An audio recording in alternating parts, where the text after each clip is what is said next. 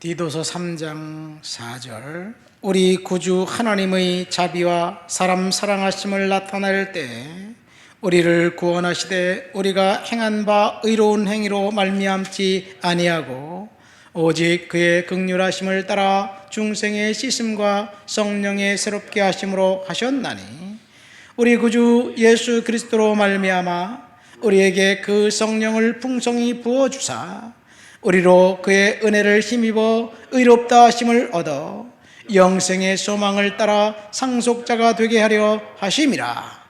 이 말이 미쁘도다. 원하건대 너는 이 여러 것에 대하여 굳세게 말하라. 이는 하나님을 믿는 자들로 하여금 조심하여 선한 일을 힘쓰게 하려 함이라. 이것은 아름다우며 사람들에게 유익하니라. 아멘. 디도는 유대인이 아닙니다. 헬라인입니다. 디도는 사도 바울의 그 제자로 이제 목회자로 부름받은 사람입니다. 디도라는 이름이 나올 때마다 분쟁 해결사라고 보면 됩니다.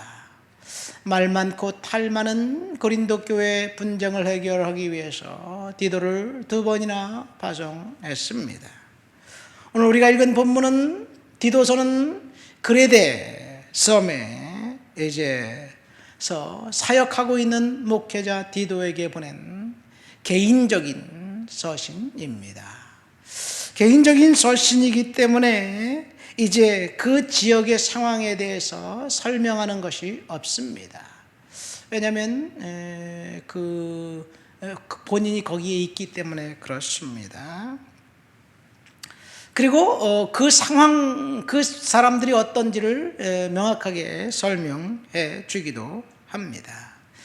3권의 그 목회서신 디모데전후서와 디도서는 이제 그 연로하신 노사도 바울이 이제 젊은 사역자들에게 이제 자신이 얼마 못 가서 형장의 이슬로 사라질 것을 알고 그 사역을 이제 이양하면서 그 서신을 보낸 것이지요.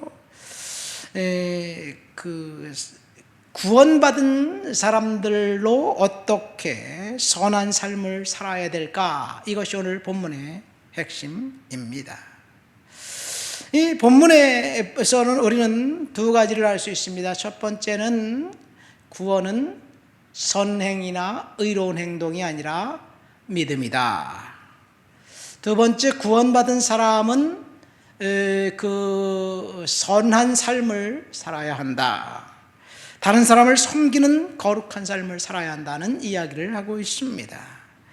첫 번째, 구원은 행위가 아닌 예수 그리스도로 말미암아 성령께서 주시는 은혜라고 5, 6, 7절까지 설명하고 있습니다.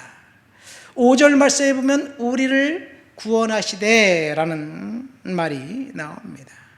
이 구원이라는 단어를 우리는 교회에서 너무나 많이 듣지요. 그럼 도대체 구원은 뭘까요?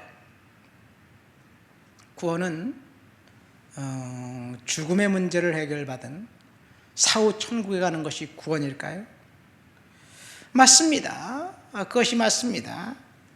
그러면 천국은 어디일까요? 사람들은 천국을, 서양 사람들은 유토피아라고 생각합니다. 동일한 장소를 동양 사람들, 특별히 중국 문화권에 있는 사람들은 무릉도원이라고 합니다. 복숭아꽃이 만발한 숲을 지나 어느 곳을 싹 강을 끼고 들어갔는데 별천지가 벌어지고 있어요. 거기들이 농부들이 있는데 농부들이 다 신선 같아요. 행복하고 즐거움만 있는 곳, 그것이 천국이지요. 불교에서 말하는 극락세계, 극락왕생은 또 무엇일까요? 극락은 그 사람들이 사는 곳이 아니라 사람들이 거기 갔는데 연꽃으로 다 변했다. 연꽃이 그래서 불교에서 가장 중요한 상징이기도 합니다. 이슬람교에서는 천국은 그 마음껏 남성들이 성행위를 즐길 수 있는 곳이라고 생각하고 그렇게 믿고 있습니다. 그렇다면 성경에서 말하는 천국은 무엇일까요? 구원이 무엇일까요? 이 구원이라는 단어를 헬라어로 소테리아라고 합니다. 이 소테리아라는 단어는 구출, 보존, 치유, 건강, 건전함 뭐 이런 뜻이 있습니다. 그 다음에 신약 성경에는 이 말씀을 오직 영혼에만 적용하지 않습니다. 육체에도 이 말씀을 씁니다. 구원받은이라는 형용사 헬라어로 소조라고 하는데 소조 역시 이 영혼과 육체를 다 표현할 때 쓰는 말입니다. 예를 들어서 로마서 10장 9절에 보면 내가 예수를 입으로 시인하여 마음으로 믿으면 구원을 얻으리라. 예수를 시인하고 마음으로 믿으면 구원을 얻으리라. 여기서 이 소조를 이야기하고 있습니다. 영혼 구원을 말하고 있죠. 그러나 사도행전 14장 9절 말씀에 보면 나면서부터 안진뱅이를 보면서 사도 바울이 뭐라고 이야기했습니다. 한국 성경에는 구원받을 만한 믿음이 있음을 보고 그를 치유했다 그렇게 되어 있는데 이렇게 지었다 그러는데 영어 성경에 보면 치유받을 만한 믿음입니다. Face of the healed라고 되어 있어요. 그러니까 구원은 이 그 육체와 영혼을 둘 다 뜻합니다. 바울이 에베소 교회에 말씀하신 것도 마찬가지예요. 그가 친히 몸의 구주다라고 말할 때 여기서 말하는 것은 영혼뿐만 아니라 몸도 이야기하고 있습니다. 그러니까 구원이라는 것은 우리가 궁극적으로 천국 가는 것은 맞지만 그것이 전부가 다가 아니라 이 땅을 살아가면서도 우리는 천국의 삶을 살아야 된다는 이야기예요. 그런데 우리는 구원하면 사후 천국만 생각하고 있습니다. 여기서 구원파 교리가 나온 거예요. 그래서 구원을 받으면 이 땅에서 아무렇게나 살아도 구원에서 떨어지지 않는다라고 이야기하고 그렇게 믿고 있습니다. 그러니까 세월호 사건을 일으킨 파렴치한 기업인이 거기서 나오는 거죠. 자, 그러면 천국이라는 이야기를 한번 볼까요? 구원은 몸, 육체와 영혼 둘 다 구원이라고 얘기하는데 여기서 말하는 육체는 사실은 이 그 천국에서 다시 부활할 육체 그것을 말하는 게 아닙니다. 이 땅을 살면서 우리 육체가 구원을 경험하는 거예요. 그래서 천국이라는 개념이 두 가지입니다. 첫 번째, 예수 믿는 사람이 죽으면 갈 곳, 그 장소, 거기에는 그 하나님이 심판주가 돼서 심판하시는 분이에요. 거기는 국경이 있고 통치자가 있습니다. 그러나 아까 말했던 불교에서 말하는 극락은 사실은 그 천국에서 통치자인 하나님이 통치자로 있는 곳이 아니지요. 그래서 하나님이 통치자로 있는 그곳은 예수 그리스도를 믿는 사람들, 보혈의 은혜를 경험하고 죄를 용서받는 사람들만 갈 수 있는 길입니다. 두 번째로 천국은 성도들이 이 땅을 살면서 마귀들을 결박하고 하나님의 은혜 아래 살면 하나님의 나라가 임하는 거예요. 예수님이 마귀를 결박하고 축출하고 난 다음에 반드시 하신 말씀이 있어요. 하나님의 나라가 이곳에 임했다라고 이야기합니다. 여러분, 하나님의 나라 킹덤 오브 갓 거기가 이 천국이에요. 이 천국에 그래서 천국에 대한 단어가 세 가지가 있습니다. 우리가 말하는 사후 천국 파라다이스입니다. 성경에는 낙원이라고 번역되어 있습니다. 우리가 늘 이야기하는 천국은 킹덤 오브 헤븐이라는 단어입니다. 킹덤 오브 헤븐, 하나님의 나라이지요. 그 하나님의 나라의 왕은 하나님이고 심판주로 되십니다. 하늘나라죠, 그는. 그 다음에 세 번째로 킹덤 오브 갓이 있습니다. 이 세 단어를 가지고 설명하면서 예수님이 이 땅에서 마귀를 축출한 것이 하나님의 나라 천국이라고 이야기합니다. 우리는 성경 말씀대로 이렇게 설명을 하고 이야기를 하지만 실제로 우리가 믿는 것은 다르게 믿어요. 천국을 이렇게 정의해 놓고 난 다음에 구원을 다르게 믿습니다.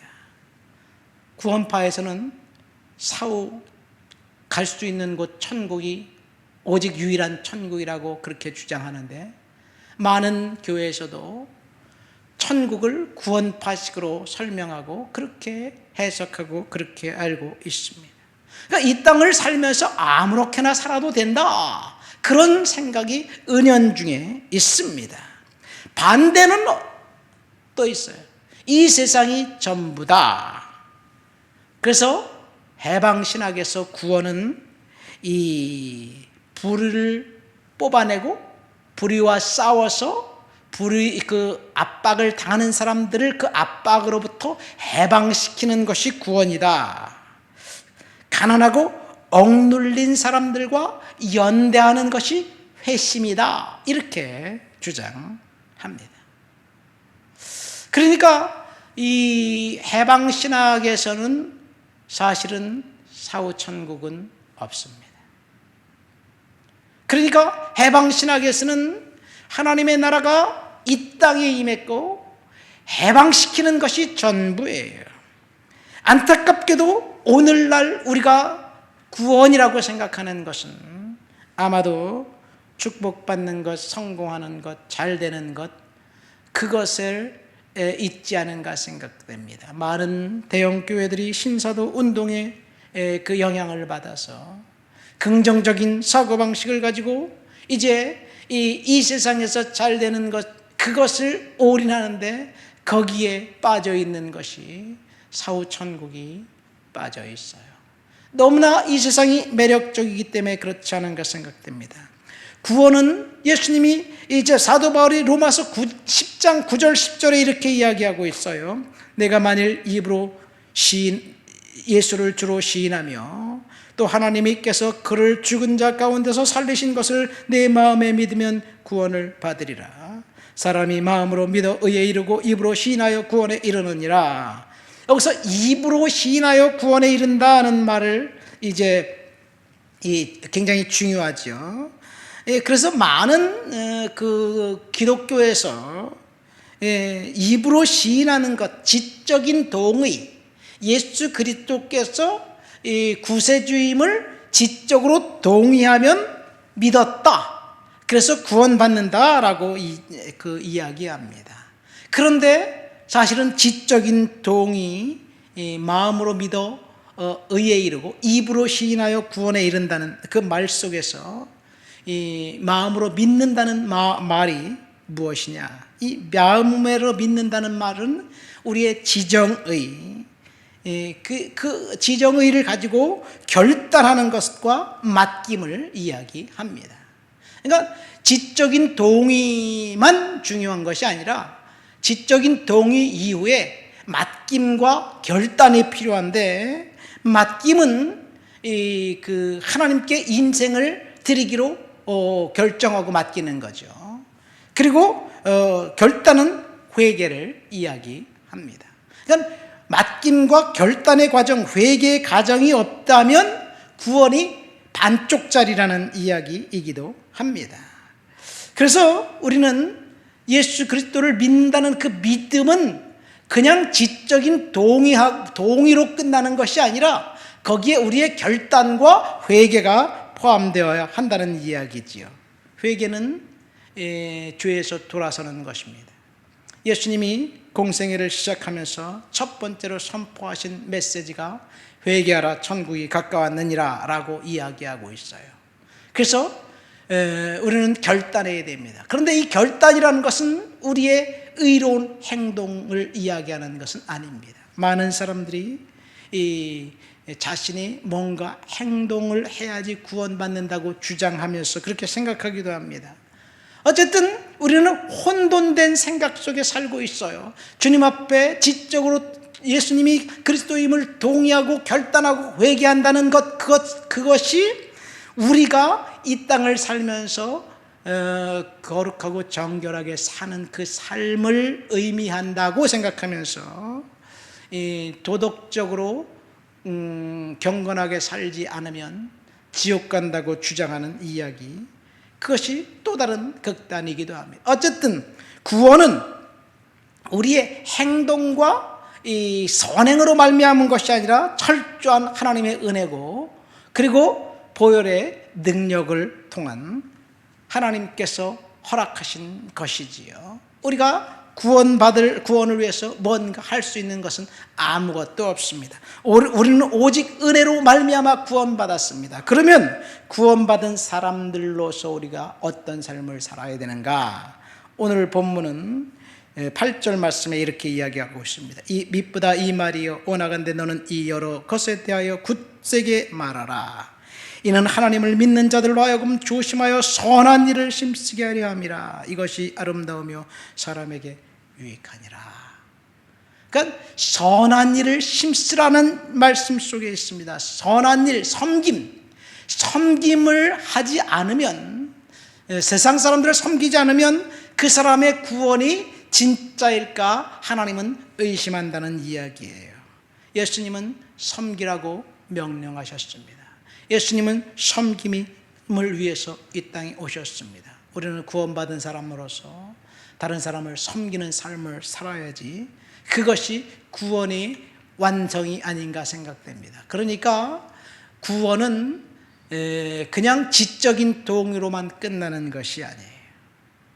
결단과 순종이 있어야 되는데, 그 결단과 순종은 우리가 회개하고 주에서 돌아와야 되는 거예요. 그리고 삶을 살아야 되는 것, 그것이 구원을 주신 하나님의 은혜입니다. 하나님 아버지 감사합니다. 천국의 백성으로, 구원받은 백성으로 이 땅을 살면서 섬기며 살아가도록 주여 도와주시옵소서. 예수님의 이름으로 기도합니다. 아멘.